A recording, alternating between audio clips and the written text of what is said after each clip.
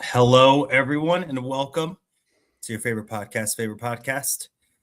I am with JT Matt. That's kidding. He's out, but you know what? Upgrades are necessary. We're going to talk Broncos at the Combine.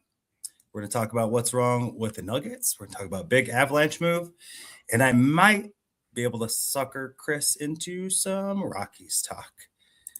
We'll see. It's a lot of work in front of me, but hang around. Let's talk some sports.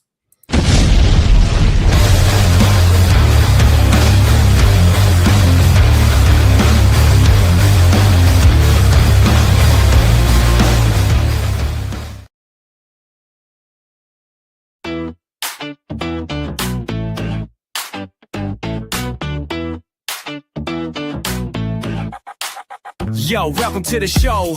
Let me set the scene. Mile High Sports Symposium, living the dream. Broncos in the house with that orange and blue. Nuggets making moves, watch that altitude crew. Avalanche bringing ice, check the skills they display. Rocky swinging bats, ready for game day. Rapids in the mix, kicking it with style. Buffs bring the heat, put the rivals on trial. Out talking JJT, they got the scoop.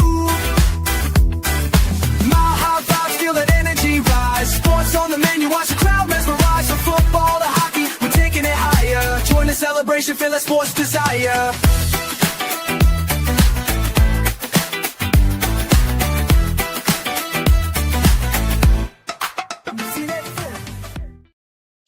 Boom. I am Nick Manning, aka Doc, because I'm smart and stuff. This is Chris, upgrade over JT, alphabetically and aesthetically. How are you, man? I'm good, man. You know, I'm glad to be back on the podcast. We're hoping JT feels better so he can rejoin you next week. So, shouts out to him. I mean, maybe we are. Maybe we. One of us is. No, I love the guy. Again, dental work is rough. I mean, dental pain. Like, is mouth pain the worst? It might be. I mean, it might be. I mean, I've heard it's like men's cold, dental, Having a baby. It's like that. It's like that. We all know that I'm joshing because I would never. I appreciate women. My wife had 4 lovely kids that I was there for, at least. She might have some other ones that I'm not aware of, but I ain't been served no papers. I've been saying, but she, that was hard. That didn't look fun. It looked like that was challenging, and I appreciate her for it. So shout out to all the moms. No reason other than I put my foot in my mouth. So we want to make sure it was all in jest, though, because I know that we are weenies compared to the threshold of pain that women have. So That's right. Yeah. So I only say it because I know it ain't true for sure. With that, speaking of women, this was just this off the cuff, but I know that you are nimble intellectually. Anyway, you have side quickness. Like, don't let people get fooled. You are quick. You're short area speed. Short area speed. That is you. You've always been. You've been a 3x3 nightmare. You get you in the little pickleball court. I have no doubt. Right. Ground. I don't know what the medal count was as of this, but I saw that the Americans won 12 gold medals, 8 by women, our women's team. So, good for them. Ain't nothing American like women kicking ass in sports. Mm-hmm. So for the crowd of like women's sports, if we're looking at who's gooder at stuff, nice job. Flavor Flav coming through with the fly through to Vegas. Like, even I bet some of the girls like had no idea what even happened. Then all of a sudden Flav's like hitting them up like, hey, you're coming to Vegas and party. And you're like, whoa, I didn't even what? Like, all right. Like, I don't need a slate to like party with Flavor Flav. Let me wear the clock. Yeah, good for both teams at home. Yeah, yeah. I mean, cool stuff all around. I thought that this Olympics, and I am not an Olympic, especially to be honest, especially the Winter Olympics, as someone that never played any like winter sports and no hockey, I didn't ski or snowboard, even though I was born in Colorado until I was 30 something. Yeah. And so just not my stuff. Love it now, look great. But I thought it was well done. I thought the viewership, the viewability was good. I know the Canadian hockey team didn't complain about the game being built for TV and not for whatever it might. Yeah, it's because that's what pays for it. Yeah. But I thought it was pretty clean and overall a good product. Do you have a just quick favorite Olympic something? Yeah, I always enjoy I've enjoyed how the Winter Olympics is now incorporated like the X Games vibe to it. So like big air, snowboarding and skiing and that kind of stuff. I always think it's very cool because I would absolutely break all of the bones if I tried to do that. So, do you remember when we got to see the X Games for free?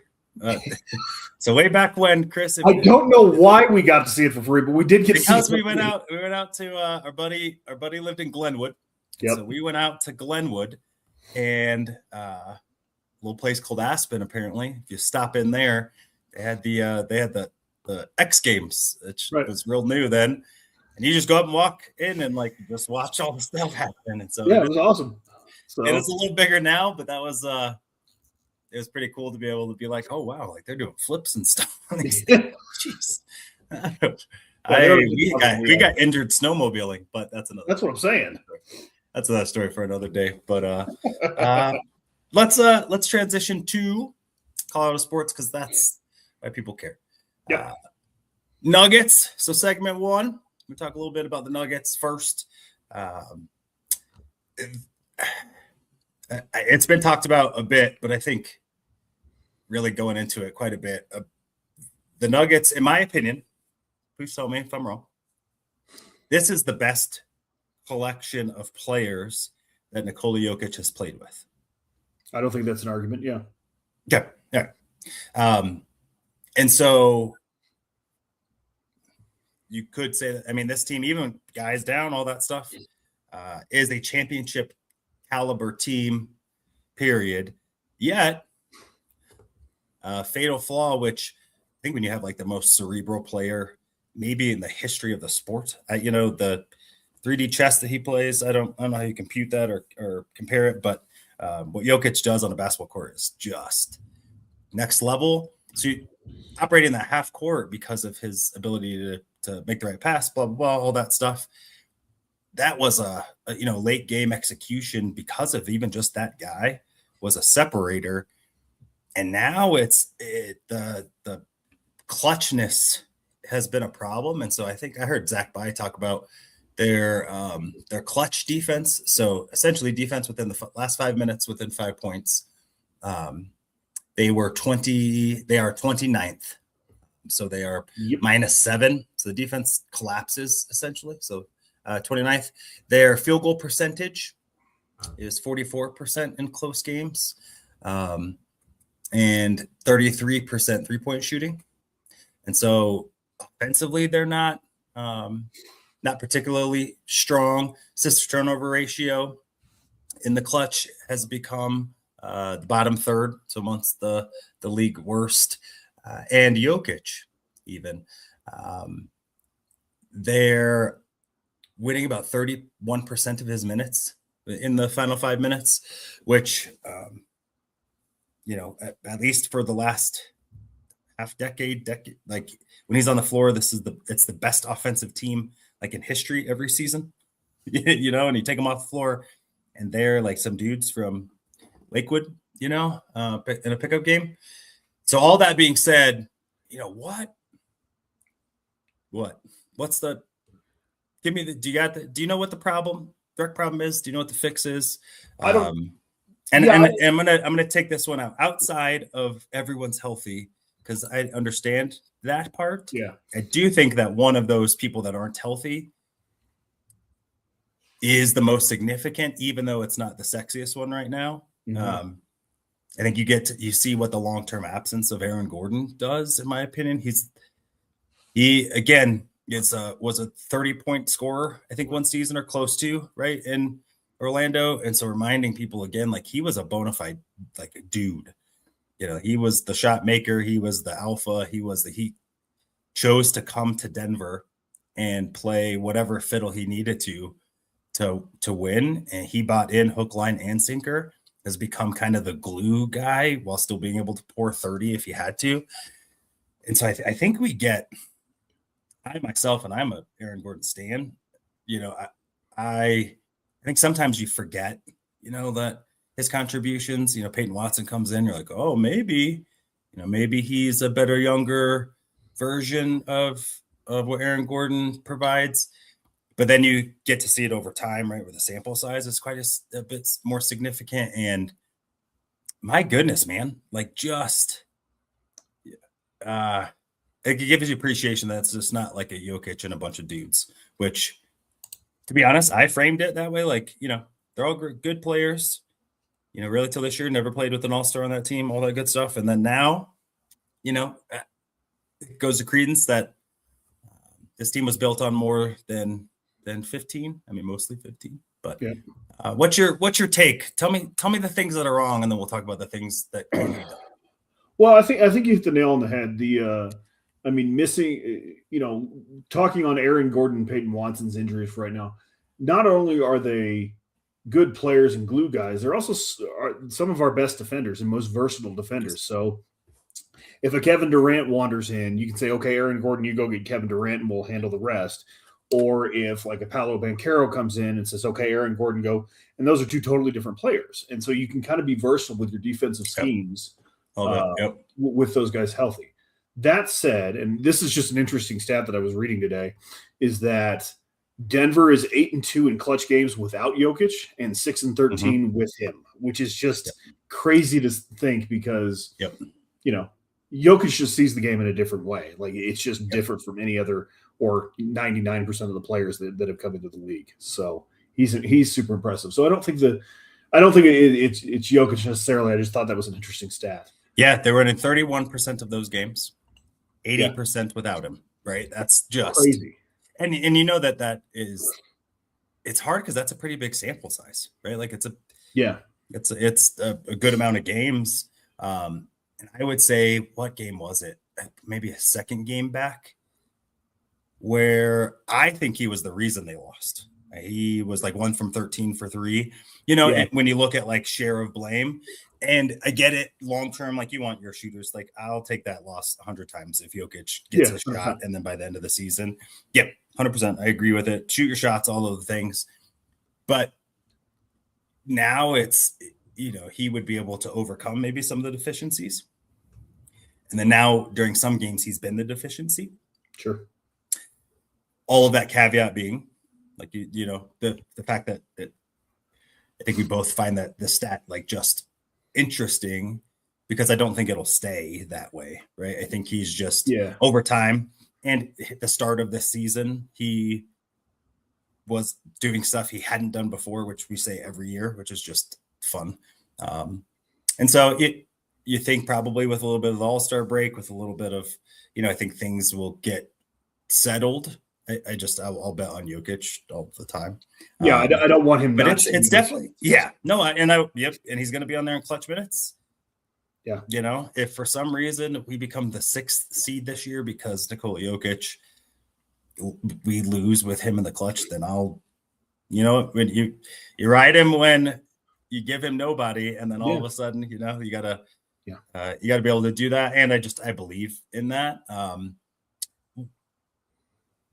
Here's my question to you, and especially kind of because I think you can see it from a sideline coaching angle. Because I've seen it where it looks like defensively, like they're lost sometimes, and good defenders, even like Christian Braun, who is I would say a top defender in the NBA. I don't know where I would put him, but I think he's one of the better in the entire league. And this year he's looked a little out of sorts, and I know injury and maybe coming back some rust, but effort, and defense are things usually that you don't need game plans for when you're running man stuff. And there's switch offs and rotations, but defense and rebounding are try hard activities, and he is a try hard guy, and he's looked even out. And so my question really is, and it's not solvable in the sense of like there's not a move you can make, but is this kind of David Adelman showing or us seeing maybe either hit the rookie chops? I think we took for granted some of Michael Malone's defensive strategy, but his bench coaches, Fernandez, et cetera, were really good strategically and being able to have some clutch defensive stops. And they weren't ever a top team, but they made stops, which helped them pull out close game wins a lot and those kind of things. And so just not seeing that. Do you think that has to do any of it? Do you think it's a team just got to gel? Do you think it's just, they have a bad batch of basketball, and for a good team who's not used to that, it looks uglier than it normally does because we're kind of spoiled. What's your feel? Where would you lean? Anything like that you've seen? Well, I think a couple things can be true. I think if you're going to be a bad defensive team, like the Nuggets have shown, they're 22nd in the league regularly and 29th in clutch moments. So they're a bad defensive basketball team. They just are. So you cannot turn the ball over. So if you're going to do one thing poorly, then you can't have another thing be just as poor on turning the ball over. Like you have to maximize your possessions on offense if you're going to be bad defensively. It's just the way it is. That said, I think you're seeing probably some maybe rookie mistakes from a new coach. Like this may be what it is. Like, but I don't know that we have enough information to say for definitively this is David Adelman and his bench coaches. So again, I'm not super worried about this, but I do know that you cannot be bad defensively and turn the ball over equally. You cannot do that. So. Yeah, you can't struggle to get stops and then give fast break points too. Yes, 100%. So again, it's like their defense is like watching JV defense, Yeah. Which Jokic in some of his, I think, being able to call deficiency. He's not uber athletic on the defensive end, and so never has been. Yep. Right, and so when you're giving up, or maybe even you're pressing on offense because you've had 2 turnovers, or that could be some of it. I think Cam Johnson, I'm shocked that the fit has been so square peg triangle. Like I don't even know, at least so far, and I know some of it's injury, but it's a guy who is good mover, right? He can move off the ball, good spot up, good quick dribble off a screen shoot. He's not making shots. And I believe for a good shooter over time, if you keep shooting, it'll get back. And so again, I'm hoping that this team, like you just shoot off the rust, and I'd rather you be rusty in February, figure it out in April and start of May, then we're torching and then we go back. And so I'm betting on that. I think Cam Johnson is a smart basketball player, but him and Jokic have zero chemistry whatsoever, to the point where the other night, he's passing up Cam Johnson to give the ball to Christian Brown, who won't shoot a jump shot. And so I think that there's just some of those things that I think will get worked through. And in a big boy sport where it's results oriented, once they start doing the things and getting the payoff by getting easier baskets, making the smarter play, all of that stuff, and points start equaling wins, then they'll feel good and be able to build on it. But it definitely is, it's just new. They haven't really struggled like this kind of before. And it's frustrating. These are teams. Yeah. These are teams they should beat. They should beat the Clippers. They should beat the Warriors, and they did beat the brakes off the Trailblazers. So, I mean, it's like, and you're up by, especially the last game they were down. You storm back, you got a pretty good lead, and then you just get like out executed and hustled in the last 6 minutes of the game, which is just frustrating. That's frustrating because it even from our armchairs, it's it's fixed. Like, come on, guys. Like, come on. Most of the stuff on a basketball court, I can't relate to. I'm not jumping like that, dunking like that. I'm not, a lot of those things. But me being able to catch the ball off of a screen and focus on putting 2 hands on the ball and not bobbling the thing out of bounds, just stuff like that you would get frustrated with an 8-year-old doing, which I do. And that guys who are the best, they're a top athlete in the world, getting paid a lot of money to do a thing. So Nuggets go do the thing. So speaking of teams in the ball can and doing the thing, got the Avalanche, who we're also kind of scuffling going into the hockey break, the Olympic break, where all 8 of the Avalanche who represented their countries in the Olympics scored a goal, which I just think is pretty dope. The Americans obviously coming away with a dub. Nathan McKinnon comes back with an L thanks to Connor McDavid, and any team that he touches can't win the big thing. And so with that, though, big news being Sam Gerard, or Gerard, if you will, moved just this last. Was it yesterday? Yeah, was it yesterday? Mm-hmm. Yeah.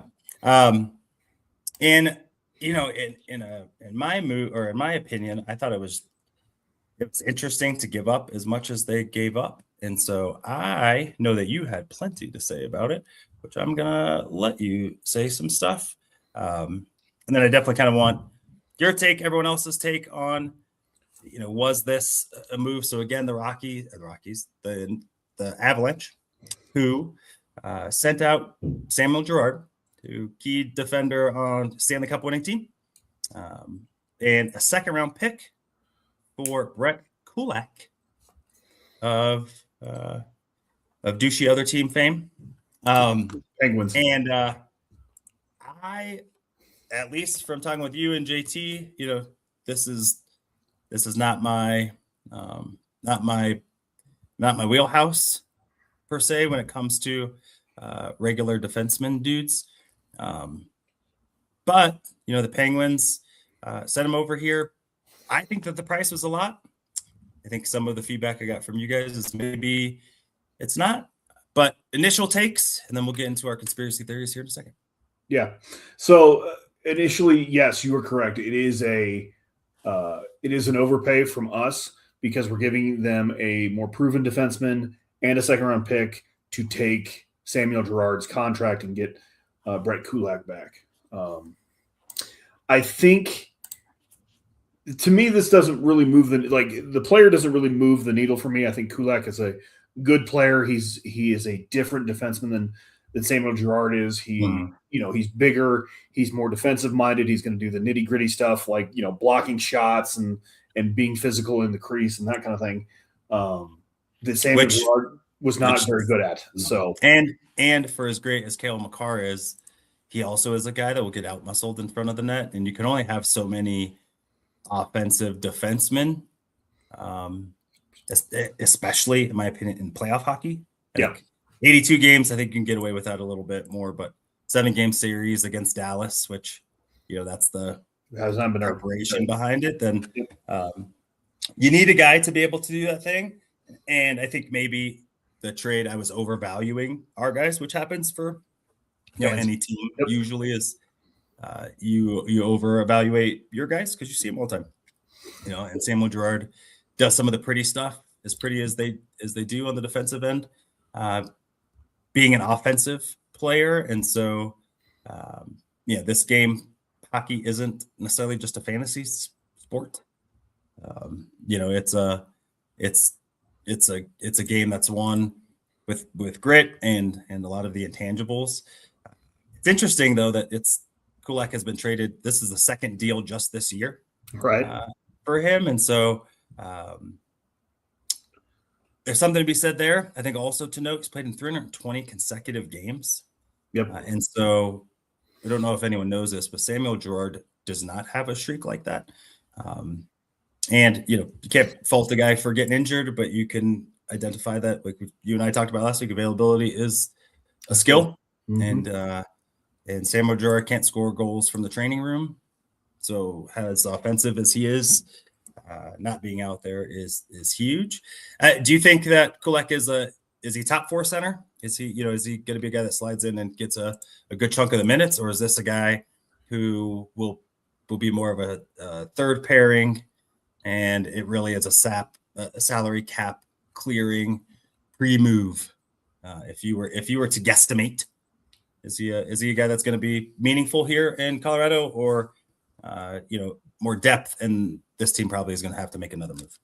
Yeah, I'm in waiting mode to see what the other move will be, because I agree with you. I think there's another move to be made. I think the upside for the Avs in this trade is the fact that we get more cap flexibility. So whether it's now to take on a bigger name at the trade deadline or in free agency, come the summer, whatever it is, I think Kulak is a good depth piece because he brings something else that like very few of our other defensemen had, which is, being physical. So I think there's that, but I also believe that I don't think he's going to be a top 4 defenseman, and I don't think he's going to play very much on special teams. So yeah, we talked about he not a guy that plays those, and so it's having a top 4 defenseman that doesn't play on your penalty kill is a little weird. But this is a team I think that has some pretty good 2-way forward play, and so you got like Brock Nelson, you got Val when he's healthy, Gabe when he comes back, and so you have some bigger forwards I think that maybe you feel good about. So maybe that's not as telling, but kind of looks, if you were to look at it. So we have Cale Makar, who I would say is an offensive defenseman, probably the GOAT. You have Devon Taves, who is a less physical, more offensive, skilled defenseman, and Sam Malinsky, who I think fits more of that bill than the rough and tumble. But then you have Josh Manson, who he's a dude that I wouldn't want to fight in the street. Brett Burns, who I for sure wouldn't want to fight in the street. Yep. And then you have Kulak, and so you kind of have, depending on how they break it, right? I don't know if you split Taves and Makar because of their time together, but essentially you kind of have 3 stereotypical, like the old school defender kind of defenseman, and 3 offensive, more skilled. And so when you look at maybe spreading it out and making sure that you got something for everyone kind of thing, you're not too much in one basket, I think. Yeah. If it were a straight up deal, I'd feel a lot better.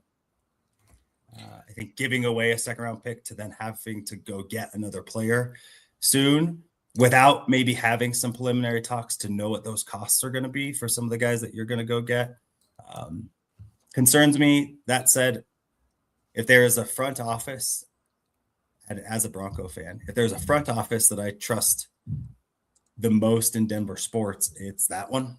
I think they've shown to be able to continuously build a championship caliber team in a sport with a hard cap. The other sports have caps.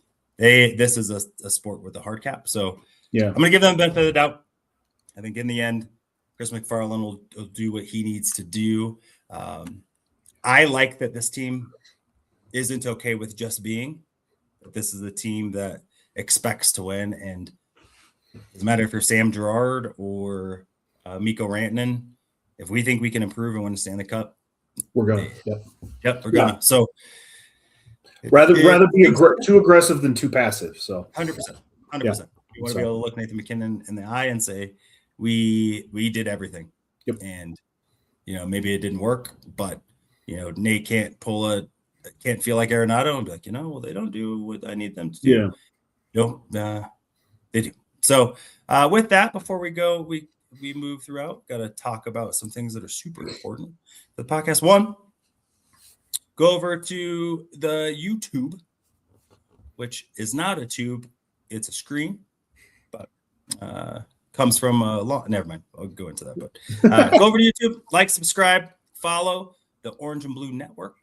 You can go over there and follow the network on Twitter, on Facebook, all of those good things. Obviously, you can follow us podcast, but a lot of great stuff all of the time.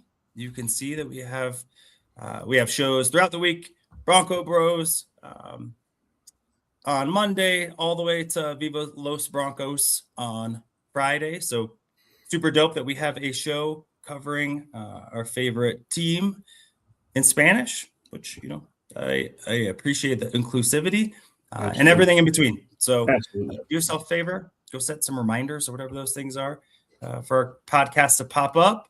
And then hit that bell.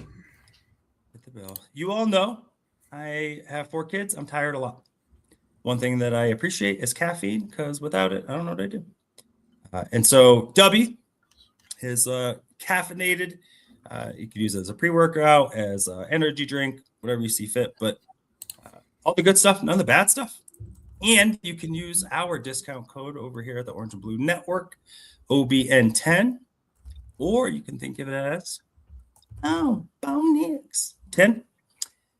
It is his birthday, so do it for Bo. Go buy Happy birthday, Bo. Go buy you some Dubby, and let them know where you got it. I got it for Bo, because Doc said on the podcast, and that's we do what we're supposed to do. And so with that, we will return to regular scheduled programming. Before we get into Broncos talk and sports talk, which I know is what everyone wants, I'm going to take 1 minute to talk about your Colorado Rockies, because I love baseball.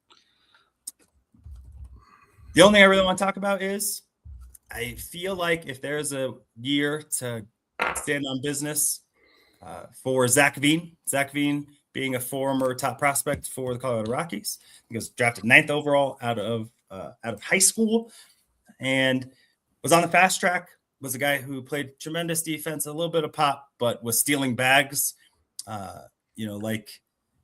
like he was the fox on Bad Guys. He's getting in the bank, getting out, all that good stuff. Really struggled with staying healthy. At least what I've read, and I need to dive deeper. So if I'm wrong, please let me know in the chat and all things. But some addiction challenges. So the dude has really committed himself to changing his body, and my guy looks like an absolute tank, which in sports is good. I think in life is good. So if you get called a tank, I think that's a positive thing. But he has been, he's been kind of the positive, a positive this year. Yesterday, hit a 468-foot walk-off blast to help propel your Colorado Rockies to another win out there in Arizona. That's all I'm going to say. I'm not even going to ask for your take. We're going to move through that because the Rockies are they have some work to do. They are up 6-9 on Neil Ramirez's Chicago Cubs, losers. And it's hopefully a good story. It stinks that he plays the position that the Colorado Rockies have the most depth in and can't play anywhere else that they struggle at pitching. But super cool story on a guy that's really was like at the precipice of being, being at least a star in the organization, to having to fight with, some Rule 5 selections and some random reclamation projects. And so shout out to Zach with just the C, no H, and hoping he makes some good problems for the Rockies. They need, they need an opportunity to be able to have a team where they have to make some tough decisions, as opposed to geez, we have to keep them all. Be nice to get to the place where it's like, man, we can't keep all of them. Same, right. The problem's the same. It's just what's on the menu. So now we're going to talk about the thing that we all want to talk about probably the most is football. And so Come on. Like you can see, my man Chris is participating and supporting the Denver Broncos. So we appreciate that from the guy. The Broncos and NFL types are at what they call the pro NFL football combining, which essentially is just it's a weird like group job interview where they make it intentionally like challenging, difficult. None of it makes sense. Some of it makes sense. Underwear Olympic style, all that stuff. So how much do you put in the stock of combine showing, it probably depends on the front office or who's making the decisions, but it's not nothing. And so on top of back end deals that get made, Russell Wilson trade happened at the combine, several other deals.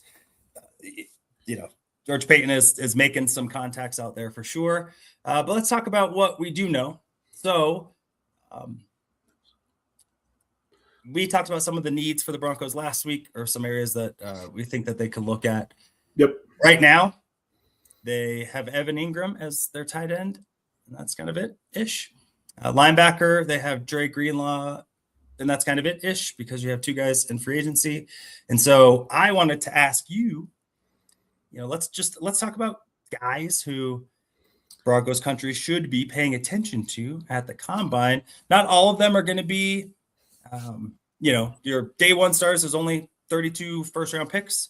And so not everyone that we're going to talk about are guys that you want to get at 30, but what are some versatile players or scheme fits, et cetera, that we could pay attention throughout? And so Chris loves himself some drafts, like I do. Like any other draft weirdo like myself. And so I want to get your thoughts. One, we're going to start at the running back position. Okay. Yep. So George Paton came out, declared strongly, not really strongly, because George Paton's like nice, softer-ish dude. But, RJ Harvey is RB1. We think he's good enough. We do know we need to bring back somebody. That's what he had stated. We'd love to bring JK back. We'll see where that goes. There's some other free agents. And then talked about the running back room, and essentially like in the draft that there was one guy at the top that won't be there at 30, he said. But I haven't really dug into, which I think is horse crap for George Paton, who's like scout upon scouts. That's his bag to not. He knows exactly what he's looking at. Right, come on. So it didn't make me feel real good about the Broncos options, or at least for an impact player at that position with the way that the draft is going to fall. They'll take a swing and get somebody who can, grow into it, maybe a thumper, Versa, all of that stuff, but not necessarily a home run threat. So give me an idea of maybe some mid-round guys. So essentially anyone outside of Love who you think would be, either a good fit or good trait to bring into Denver. So give me the first name off the list that you probably have somewhere. So I want to bring up one point before we start. You mentioned that there are 32 first round picks, but not everybody's going to have a first round grade, and I think that's an important distinction to be made. So when we're talking about first round grades for players, generally there's 12 to 18 first round graded players that would be first round picks no matter what draft they were in, and then. So after, that a number of picks, there's still more picks to be had in the first round. So they are technically first. Somebody's got to get picked. Yeah, somebody's got to get picked. So, I think that is because I would say most of the quarterbacks over the last handful of drafts, right, you get pushed up because of positional need. And I think that it's good. And when I've looked at it in this draft, I see less than 10 of guys, in my opinion, who think are hands down first round picks, where I bet if you looked at everyone's board, they have a first round grade on them. I think they're really good players in kind of that chunk where, and what you're alluded to, I think is great. Like understanding that teams really after the first batch of dudes of like, if they felt us, we're taking them. That's Jahdae Barron last year. It was like, he fell, we're taking him because he has that kind of grade. The other guys really, right, is probably anywhere from like a top second to fourth round grade, right? Like those are guys that are going to get picked essentially on day two because of all of the stuff, but there's not, at least the league feel isn't that there's such a dramatic difference even from the guy that you're going to take at 30 versus the guy that maybe you could take at 62 in terms of grades. Doesn't always pan out that way because that's why you play the game, but I think that's a great point to illustrate. So with that being thrown out there, so give me a name. Broncos country should. Let me answer your question finally. So for running backs, this running back class, there are just large gaps between the different tiers. Like Jeremiah Love is in a tier by himself, maybe probably a top 5 player in the draft, no questions asked. Then you have guys like Emmett Johnson from Nebraska and Jadarian Price from Notre Dame. So those 2 running backs are kind of in that second, third round, and then everybody else is kind of either kind of late third, fourth round guys. So to answer your question, I like Mike Washington as kind of a later round guy. The problem is that he is probably a day 3 guy. And I think while George Payton thinks that RJ Harvey's RB1, that's fantastic. And if that is true, great. Do you think he thinks that, or do you think he has to say that because you can't tell everyone what your cards are? And be like, yeah, no, we don't have a good running back, and we need. I don't. I watched him last year, and I thought he was good, and I thought he showed flashes, but he's not like locked and loaded like RB1. So, yep. And Sean Payton has always run a 2-back system, so you're going to have to get another guy. The problem is that I don't know where you're getting that other guy in the draft. If you're taking a Jadarian Price, you're going to have to take him at 30 because he's not going to be there in the second round. He's just not because of those large gaps I was talking about. Yeah, it's true, David. It's Henderson from last year, right? Like if you didn't take him at the back end. So tell us a little bit about Mike Washington. I'm going to pull up. Mike Washington. Just for folks. No, go ahead. Just pulling up a little bit so you can kind of work your magic, but so folks would have. Mike Washington is a running back from Arkansas. He is a very explosive running, but I was super impressed on how he runs routes in the passing game. I thought he was very well versed in running wheel routes and flat routes and that kind of thing. And I think they used him fairly well in the passing game, and I was super impressed by that.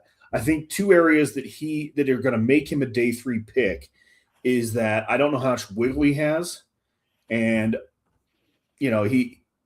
I don't think he's super explosive. But if you're looking for kind of a grinder in that, round 3, round 4, I like Mike Washington personally. So he's one of my favorites in the later rounds. So I like it. I know the screen's small. 6'2", 223.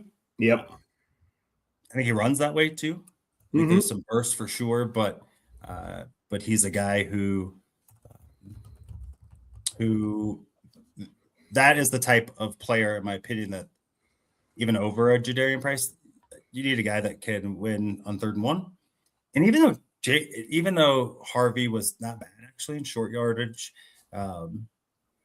and was able to find the goal line quite a bit in a variety of ways, not a guy that I want to rely on to be able to run between the tackles on a consistent-ish basis, and not even in relief. And he may turn into that guy. I think being clear, I don't think that he's done developing yet as a player or human. But this is a meritocracy, and the best players win. It wasn't good enough in terms of between the tackle running on a consistent basis, getting your 3, 4, 5 yard chunks like JK did, and I think Mike Washington fits that bill. Give me maybe one other name of a running back that you like, that you think would be good for the Broncos. Do you want a later round guy? You want because my immediate answer is Jadarian Price. The guy. Okay, let's talk about that, because I like Price. Yep. I struggle to see like a high volume guy, at least at this point in time. However, I am dumb, so I will take the challenge of you prove me wrong, sir, or to maybe tell me like your vision of how you think he can be used, and maybe and kind of differently than RJ Harvey was, because RJ Harvey was really good out of the backfield and receiving, kind of being that the change of pace or the other back, maybe not the lead back. Why would Jadarian Price be lead back material? Or would he be, girl, not side chick? No, he would. So Jadarian Price is somebody I would give the ball to on 1st and 2nd down. I don't know that. I think he can catch the ball, but he hasn't proven that he can catch the ball, or at least he didn't at Notre Dame. So again, and that'll be something to watch at the combine, is kind of how he goes through the gauntlet. But he's 210 pounds, 5'11". He can still be a grinder. He's got really good vision in the hole.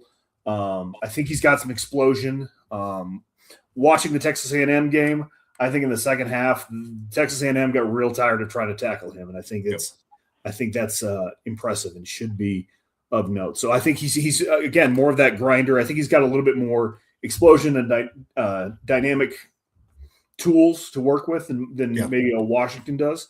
So I'm in on Price. Okay. The problem is that I think you're going to have to draft him at 30, and I don't know that's something you want to do. Yeah. In general, I'm not a huge fan of this running back class. I think last year's running back class has way more depth than this one did. Yeah, so I agree. So last year was why they didn't get 2 last year. I don't know, but I would agree with you that this one is underperforming.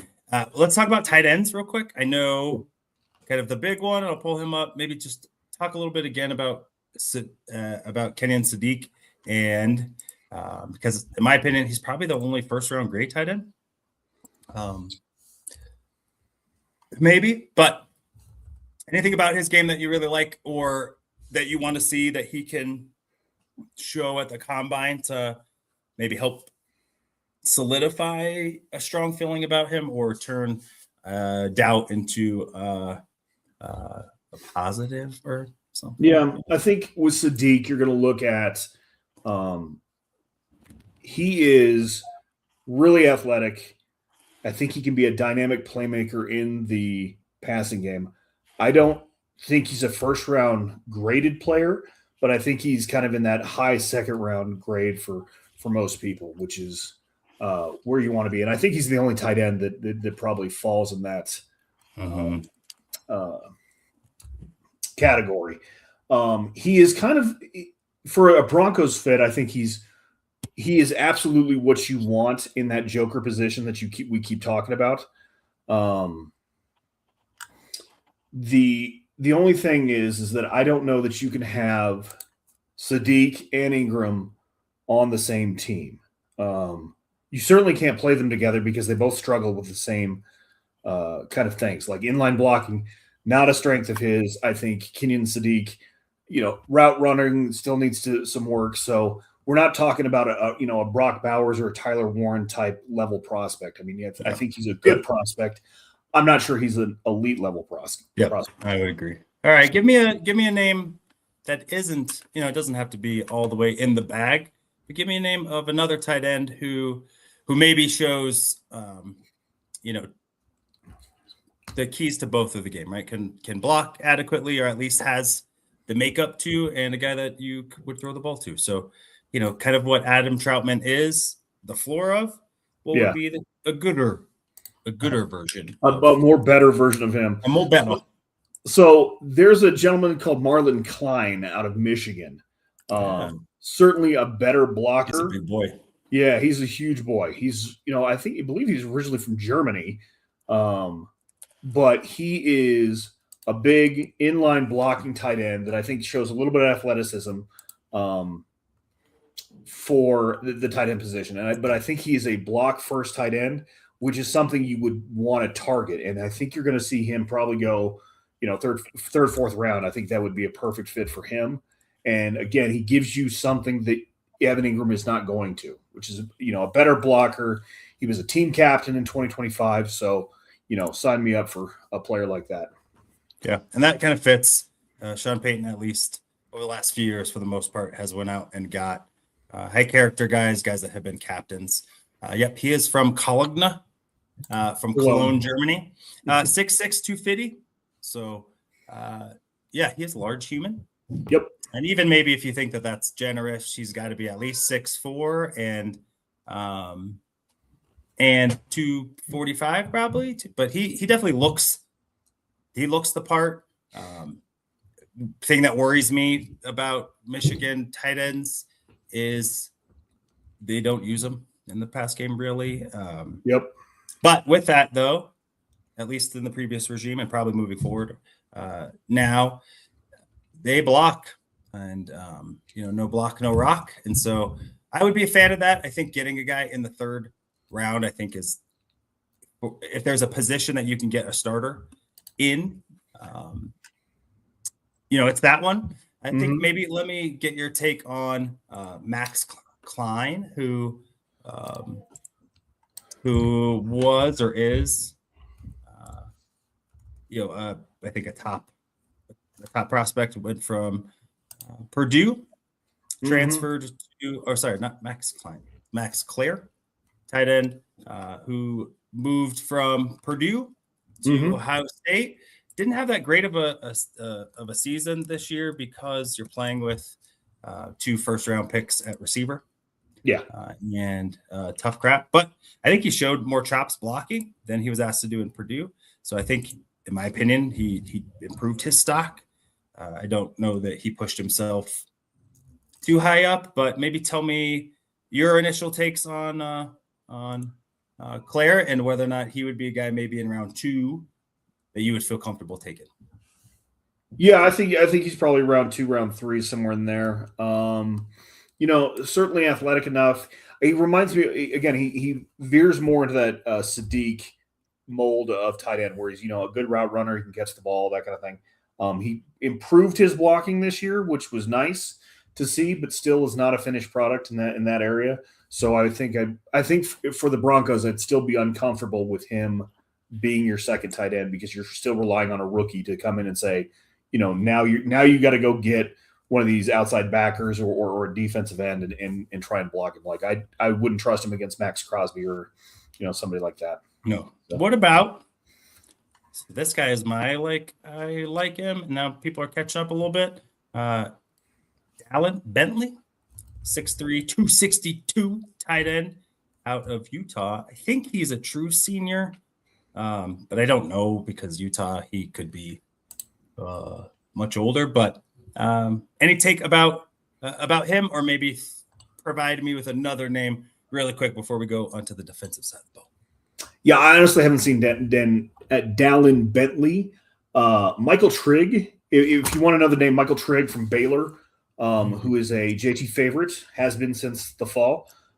Again, another move tight end in that Baylor system, so not a whole lot of inline blocking, which seems to be a kind of a common theme throughout a lot of these tight ends coming out of college, which is why I give you Marlon Klein, because I'm like, I know this guy can block, so he's a better fit. But Michael Trigg is interesting as kind of a third round move tight end, big receiver, Yeah, I mean he was a 5-star recruit coming out of high school, and so I think if you're gonna err on the side of, or you're gonna bet on some traits, it's not a bad one to do. Yeah, he is at this point in time a receiving tight end, and the Broncos have one of those in Evan Ingram. But the draft isn't about always finding about a starter today. It's having a guy that could be the plan. Yep. But I think I know that JT really likes him. I think you're not asked to block much at Baylor, so yeah. I don't know what he doesn't know, but he looks the part and can look like he probably could add 10 or 15 pounds. Yep.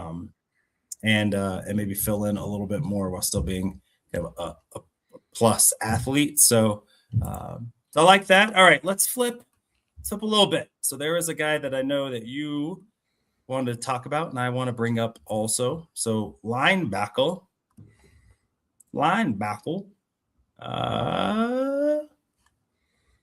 Kyle Lewis. There it is. Pittsburgh. Yep. Tell me why. Tell me why we should date him.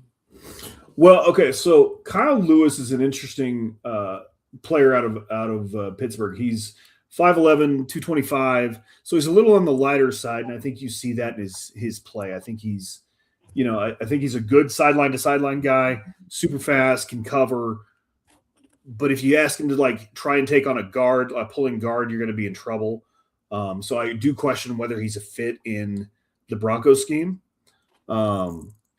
So because he's just a little light in the pants, which is the same for Terry in New York out of Texas A&M. A little light, may get washed a little bit when you have to take on guards and things like that in a 3-4.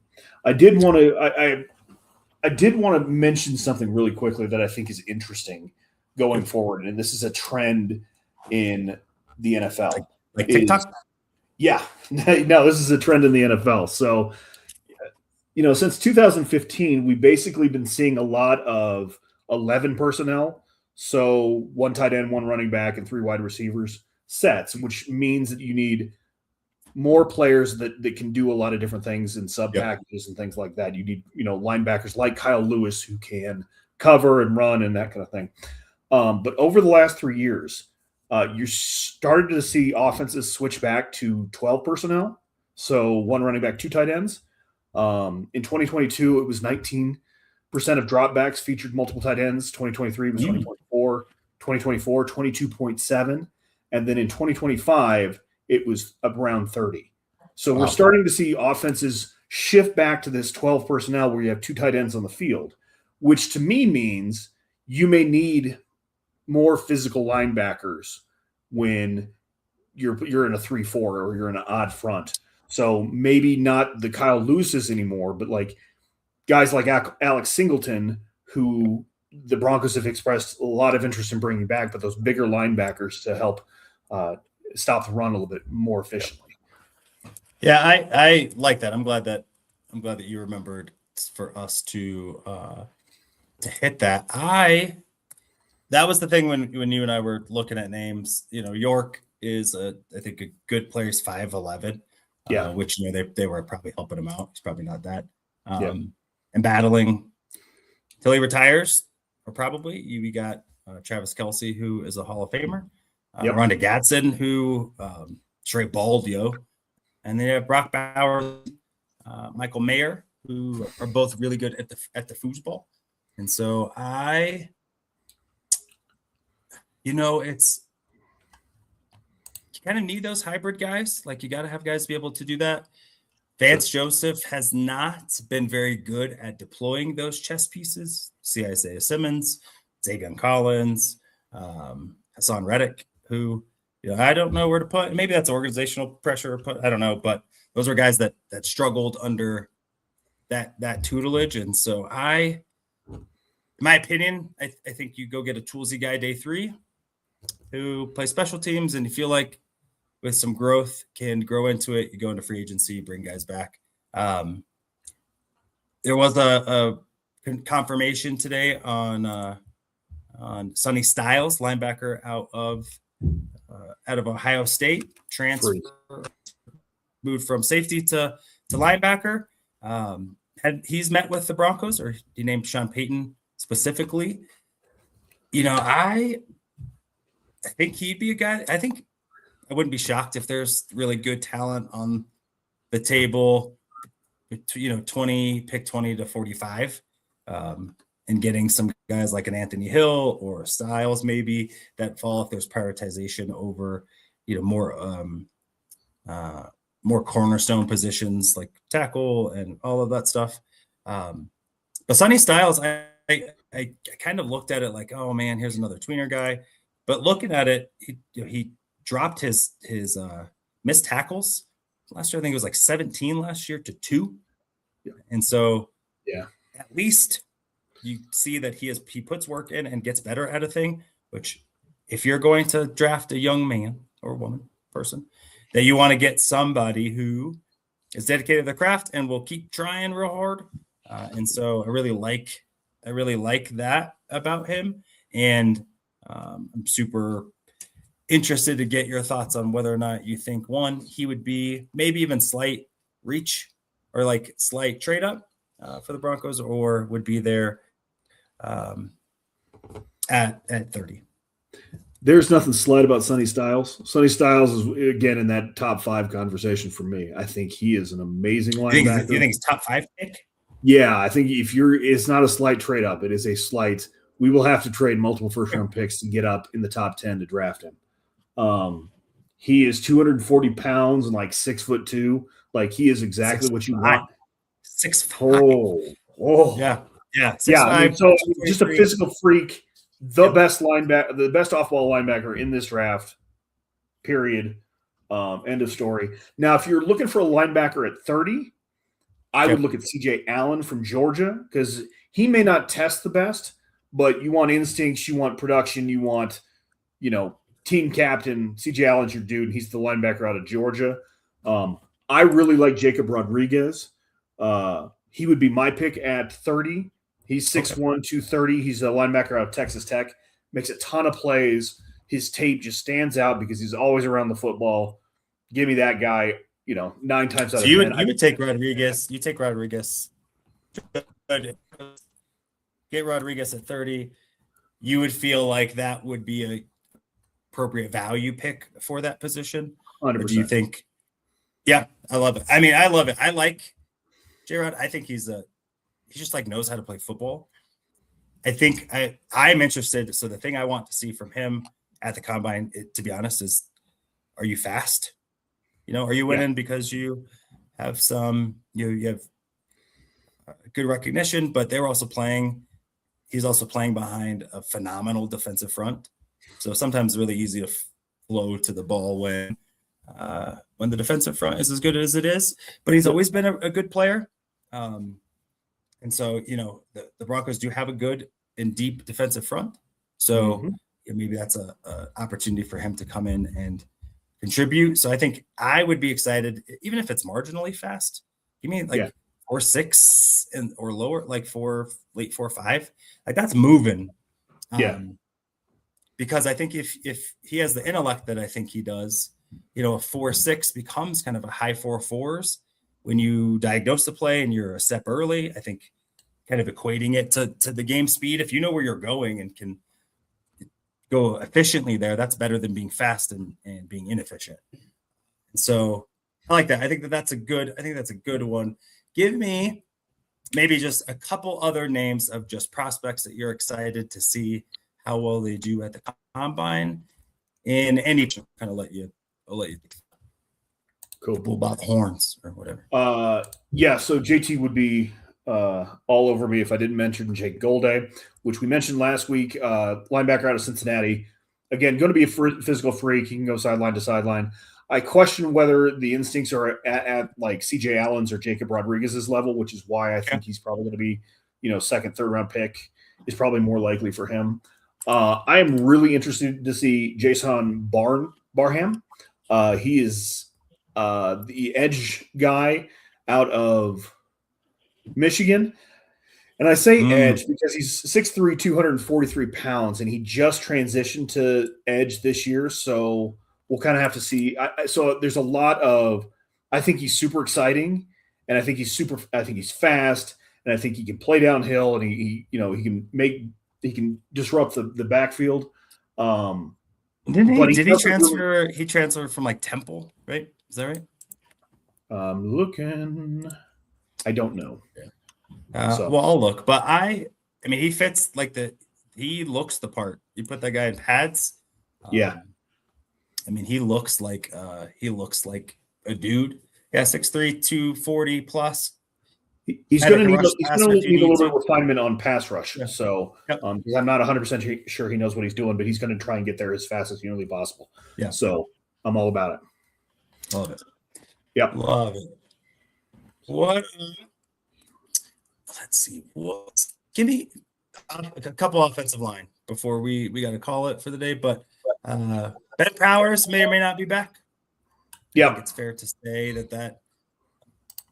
that relationship might be over. So if it is, what are maybe some? Yeah, I mean, late day one. Anytime day two, maybe top end fourth of guys that would, that even scheme versatility. So you can never have enough linemen. It's not even specifically for the Denver Broncos, but just guys you think will be good pros. Yeah, I think it's going to be interesting to see. I think we talked about Dunker last week. So yeah, a little bit, but not a ton. I would still say Dunker. He has a little bit of movement skills for a tackle, and he played tackle at the Senior Bowl. So, and he showed some good things there. I think he's more of a guard because I think you want him. I think you want him in a shorter area, so where he can still use his athleticism, but that playing strength is going to be key. And if you pull him up, he's a ginger with a mullet, and I don't know how you can't love that as a football fan. So yeah, I mean, I think you have to. Yeah. So another guy is like Shelton from Penn State, kind of an athletic tackle. He's more of a developmental guy because he's going to have to put on strength in order, or muscle in order to play tackle, but super athletic. So, and I kind of like his tape. Yeah, so those are a couple to look out for. Yeah, I really like that. Drew Shelton, 6'5", 305, has started for a while with Penn State, or at least has been a starter for a bit. I like the dunker pick. I don't know, maybe Shelton. Maybe Shelton could be that guy, but yeah, I'll share this phenomenal picture here for everyone so you can see what Chris was referring to, which you'll see. He is, if anyone were to come in and like fit next to Quinn, the offensive line, and be that. But one thing I know about Iowa is Iowa Hawkeyes. Iowa, there's a whole bunch of corn, probably, and Iowa Hawkeyes producing in the trenches, and so a guy with scheme versatility. I think if the Broncos draft a lineman, which please draft a lineman, I think I want them to go tackle with the idea that you can move him in, versus just drafting maybe somebody that's a pure interior, unless someone really falls to you. There's great value. You're getting a guy that you think can be, a longtime starter or Pro Bowler maybe. But I think I always err on that. I'd rather take the guy that you think could bump out and bring him in than a guy that starts in and then goes out. That usually doesn't work outward. And with McGlinchey and his contract salary cap stuff, I don't think Garrett Bowles going anywhere anytime soon. But a long-term potential, have him start at left guard. And when McGlinchey, if McGlinchey is not a Bronco anymore, you have an option to bump a guy out. And that's why I think a guy like Dunker can fit the bill. So any closing thoughts you want to leave the people with today? Nope. Super excited about the combine this week. The one thing that I will say about the combine is it is a unique opportunity because you have all the teams and all the real players behind the scenes in one place for a week. So you can have very interesting conversations happen, and a lot of nuggets are going to come out about kind of off-season plans from a number of different teams and kind of what they're thinking, what's going on in the draft. And I think the most interesting part about the combine happens not on the TV.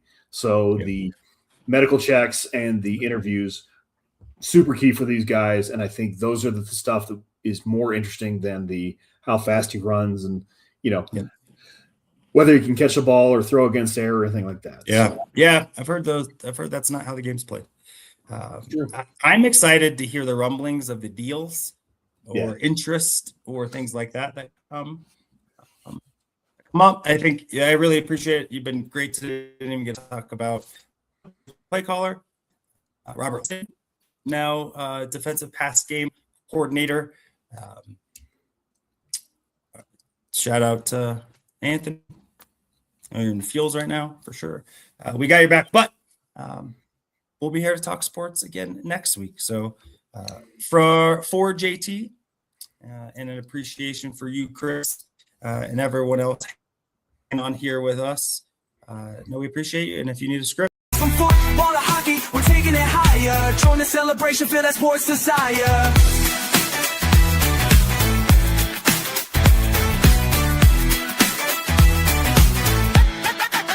So grab your crew, let's hit the show. My high sports symposium, let the good times flow.